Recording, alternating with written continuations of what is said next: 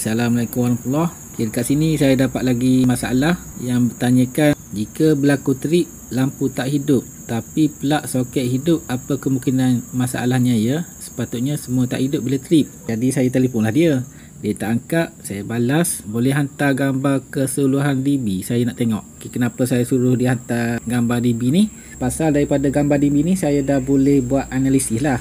Analisis awal, apa yang menyebabkan lampunya tak hidup dan kenapa soketnya hidup. Lepas tu dia jawab, saya tak berada di tempat tu tuan. Saya tanya dia, rumah ni single phase ke 3 phase, ada berapa DB, ada berapa ELCB ataupun RCCB. Dia cakap DB ada satu, ELCB ataupun RCCB ni ada satu, supply single phase. Lepas tu dia dah pergi tempat yang tak ada api ni, jadi dia pun hantarlah gambar DB ni.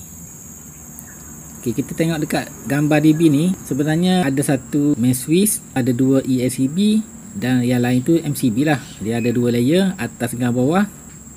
Jadi sebab itulah kenapa saya minta dia hantar gambar DB ni, saya nak tengok. Pasal ni lah saya tak nak jadi macam ni. Dia cakap ELCB nya ataupun RCB ni ada satu je, sedangkan dekat rumah dia ni ada dua. Pasal kadang tu kita nak guide, kita susah kalau kita tak tengok barang. Jadi sebab tu kenapa saya minta dia hantar gambar DB ni.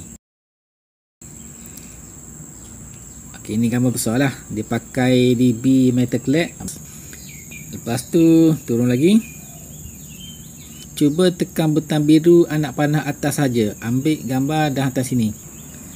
Dia ada dua ELCB. Jadi kenapa saya minta dia tekan je yang dekat atas. Saya tak suruh dia tekan dekat bawah sekali. Pasal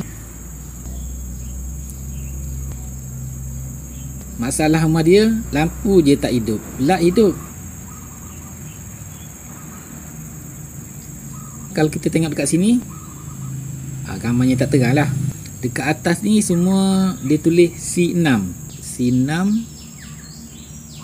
Semua C6.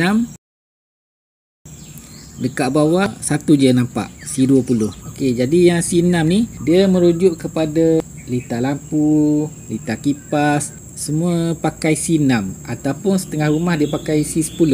C6 ataupun C10 ni sebenarnya bermaksud 6A lah, 6M ataupun 10M. Lepas tu yang dekat bawah ni C20 ni merujuk kepada 20M. Dia pakai untuk power lah, sama ada dia pakai untuk plug, chiller kecil, untuk komputer ke mana-mana lah, dia pakai C20. Jadi kenapa saya suruh dia tekan je dekat RCCB atas ni? Pasal masalahnya lampu tak hidup tapi plug soket hidup. Jadi itu kenapa saya suruh dia tekan je dekat atas, yang bawah jangan usik.